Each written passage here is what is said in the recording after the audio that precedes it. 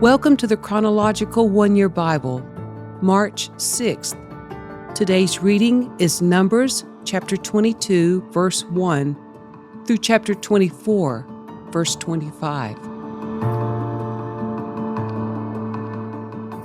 Then the people of Israel traveled to the plains of Moab and camped east of the Jordan River, across from Jericho. Balak, son of Zippor, the Moabite king, had seen everything the Israelites did to the Amorites. And when the people of Moab saw how many Israelites there were, they were terrified. The king of Moab said to the elders of Midian, "This mob will devour everything in sight, like an ox devours grass in the field." So Balak, king of Moab, sent messengers to call Balaam, son of Beor, who was living in his native land of Pithor near the Euphrates River. His message said, "Look, a vast horde of people has arrived from Egypt. They cover the face of the earth and are threatening me. Please come and curse these people for me, because they are too powerful for me. Then perhaps I will be able to conquer them and drive them from the land. I know that blessings fall on any people you bless, and curses fall on people you curse." Balak's messengers, who were elders of Moab and Midian, set out with money to pay Balaam to place a curse upon Israel. They went to Balaam and delivered Balak's message to him. "Stay here overnight," Balaam said. "In the morning I will tell you whatever the Lord directs me to say." So the officials from Moab stayed there with Balaam. That night, God came to Balaam and asked him, "Who are these men visiting you?" Balaam said to God, "Balak, son of Zippor, king of Moab, has sent me this message. Look, a vast horde of people has arrived from Egypt, and they cover the face of the earth. Come and curse these people for me. Then perhaps I will be able to stand up to them and drive them from the land." But God told Balaam, "Do not go with them. You are not to curse these people, for they have been blessed." The next morning, Balaam got up and told Balak's officials, "Go on home. The Lord will not let me go with you." So the Moabite officials returned to King Balak and reported, "Balaam refused to come with us." Then Balak tried again. This time he sent a larger number of even more distinguished officials than those he had sent the first time. They went to Balaam and delivered this message to him. "This is what Balak, son of Zippor, says. Please don't let anything stop you from coming to help me. I will pay you very well and do whatever you tell me. Just come and curse these people for me." But Balaam responded to Balak's messengers, "Even if Balak were to give me his palace filled with silver and gold, I would be powerless to do anything against the will of the Lord my God. But stay here one more night, and I will see if the Lord has anything else to say to me." That night, God came to Balaam and told him, "Since these men have come for you, get up and go with them, but do only what I tell you to do." So the next morning, Balaam got up, saddled his donkey, and started off with the Moabite officials. But God was angry that Balaam was going, so he sent the angel of the Lord to stand in the road to block his way. As Balaam and two servants were riding along, Balaam's donkey saw the angel of the Lord standing in the road with a drawn sword in his hand. The donkey bolted off the road into a field, but Balaam beat it and turned it back onto the road. Then the angel of the Lord stood at a place where the road narrowed between two vineyard walls. When the donkey saw the angel of the Lord, it tried to squeeze by and crushed Balaam's foot against the wall. So Balaam beat the donkey again. Then the angel of the Lord moved farther down the road and stood in a place too narrow for the donkey to get by at all. This time, when the donkey saw the angel, it lay down under Balaam. In a fit of rage, Balaam beat the animal again with his staff. Then the Lord gave the donkey the ability to speak. "What have I done to you that deserves your beating me 3 times?" it asked Balaam. "You've made me look like a fool," Balaam shouted. "If I had a sword with me, I would kill you." "But I am the same donkey you have ridden all your life," the donkey answered. "Have I ever done anything like this before?" "No," Balaam admitted. Then the Lord opened Balaam's eyes, and he saw the angel of the Lord standing in the roadway with a drawn sword in his hand. Balaam bowed his head and fell face down on the ground before him. "Why did you beat your donkey those 3 times?" the angel of the Lord demanded. "Look, I have come to block your way because you are stubbornly resisting me. 3 times the donkey saw me and shied away. Otherwise, I would certainly have killed you by now and spared the donkey." Then Balaam confessed to the angel of the Lord, "I have sinned. I didn't realize you were standing in the road to block my way.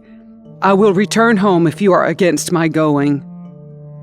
But the angel of the Lord told Balaam, "Go with these men, but say only what I tell you to say." So Balaam went on with Balak's officials. When King Balak heard that Balaam was on his way, he went out to meet him at a Moabite town on the Arnon River at the farthest border of his land. "Didn't I send you an urgent invitation? Why didn't you come right away?" Balak asked Balaam.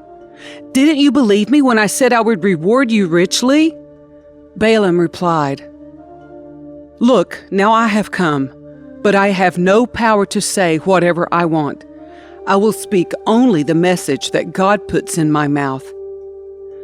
Then Balaam accompanied Balak to Kiriath-Huzoth, where the king sacrificed cattle and sheep. He sent portions of the meat to Balaam and the officials who were with him. The next morning, Balak took Balaam up to Bamoth Baal. From there he could see some of the people of Israel spread out below him. Then Balaam said to King Balak, "Build me 7 altars here, and prepare 7 young bulls and 7 rams for me to sacrifice." Balak followed his instructions, and the 2 of them sacrificed a young bull and a ram on each altar. Then Balaam said to Balak, "Stand here by your burnt offerings, and I will go to see if the Lord will respond to me. Then I will tell you whatever he reveals to me." So Balaam went alone to the top of a bare hill, and God met him there. Balaam said to him, "I have prepared 7 altars, and have sacrificed a young bull and a ram on each altar." The Lord gave Balaam a message for King Balak. Then he said, "Go back to Balak and give him my message." So Balaam returned and found the king standing beside his burnt offerings with all the officials of Moab. This was the message Balaam delivered. "Balak summoned me to come from Aram. The king of Moab brought me from the eastern hills. 'Come,' he said, 'curse Jacob for me. Come and announce Israel's doom.' But how can I curse those whom God has not cursed? How can I condemn those whom the Lord has not condemned? I see them from the cliff tops. I watch them from the hills. I see a people who live by themselves, set apart from other nations. Who can count Jacob's descendants as numerous as dust? Who can count even 1/4 of Israel's people? Let me die like the righteous. Let my life end like theirs." Then King Balak demanded of Balaam, "What have you done to me? I brought you to curse my enemies. Instead, you have blessed them?" But Balaam replied, "I will speak only the message that the Lord puts in my mouth." Then King Balak told him, "Come with me to another place. There you will see another part of the nation of Israel, but not all of them. Curse at least that many." So Balak took Balaam to the plateau of Zophim on Pisgah Peak. He built 7 altars there and offered a young bull and a ram on each altar. Then Balaam said to the king, "Stand here by your burnt offerings, while I go over there to meet the Lord." And the Lord met Balaam and gave him a message. Then he said, "Go back to Balak and give him my message." So Balaam returned and found the king standing beside his burnt offerings with all the officials of Moab. "What did the Lord say?" Balak asked eagerly. This was the message Balaam delivered. "Rise up, Balak, and listen. Hear me, son of Zippor. God is not a man, so he does not lie. He is not human, so he does not change his mind. Has he ever spoken and failed to act? Has he ever promised and not carried it through? Listen, I received a command to bless. God has blessed, and I cannot reverse it. No misfortune is in his plan for Jacob. No trouble is in store for Israel. For the Lord their God is with them. He has been proclaimed their king. God brought them out of Egypt. For them he is as strong as a wild ox. No curse can touch Jacob. No magic has any power against Israel. For now it will be said of Jacob, what wonders God has done for Israel. These people rise up like a lioness, like a majestic lion rousing itself. They refuse to rest until they have feasted on prey, drinking the blood of the slaughtered." Then Balak said to Balaam, "Fine, but if you won't curse them, at least don't bless them." But Balaam replied to Balak, "Didn't I tell you that I can do only what the Lord tells me?" Then King Balak said to Balaam, "Come, I will take you to one more place. Perhaps it will please God to let you curse them from there." So Balak took Balaam to the top of Mount Peor, overlooking the wasteland. Balaam again told Balak, "Build me 7 altars and prepare 7 young bulls and 7 rams for me to sacrifice." So Balak did as Balaam ordered and offered a young bull and a ram on each altar. By now, Balaam realized that the Lord was determined to bless Israel, so he did not resort to divination as before. Instead, he turned and looked out toward the wilderness, where he saw the people of Israel camped, tribe by tribe. Then the Spirit of God came upon him, and this is the message he delivered.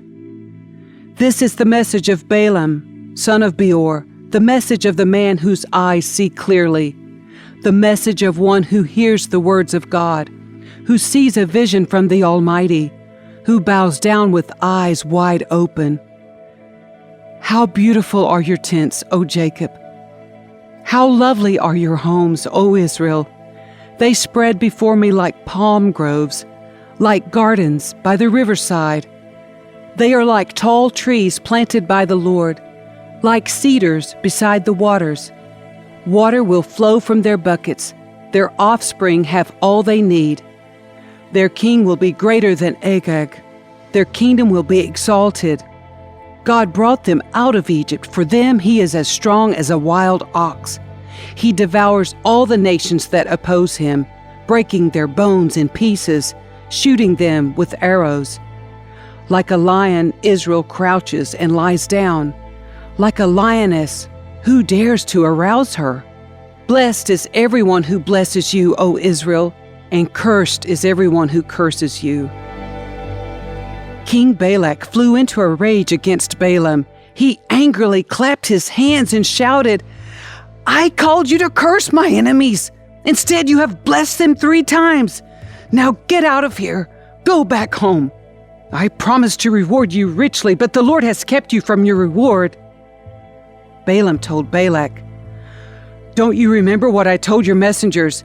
I said, even if Balak were to give me his palace filled with silver and gold, I would be powerless to do anything against the will of the Lord. I told you that I could say only what the Lord says. Now I am returning to my own people. But first let me tell you what the Israelites will do to your people in the future." This is the message Balaam delivered.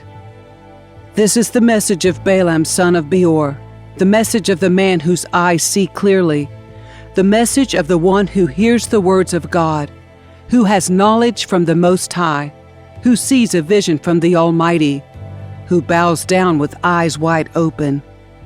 I see him, but not here and now. I perceive him, But far in the distant future, a star will rise from Jacob. A scepter will emerge from Israel. It will crush the heads of Moab's people, cracking the skulls of the people of Sheth. Edom will be taken over, and Seir, its enemy, will be conquered, while Israel marches on in triumph. A ruler will rise in Jacob, who will destroy the survivors of Ur. Then Balaam looked over toward the people of Amalek and delivered this message. Amalek was the greatest of nations, but its destiny is destruction. Then he looked over toward the Kenites and delivered this message. Your home is secure, your nest is set in the rocks, but the Kenites will be destroyed when Assyria takes you captive. Balaam concluded his message by saying, Alas, who can survive unless God has willed it? Ships will come from the coasts of Cyprus. They will oppress Assyria and afflict Eber, but they too will be utterly destroyed. Then Balaam left and returned home, and Balak also went on his way.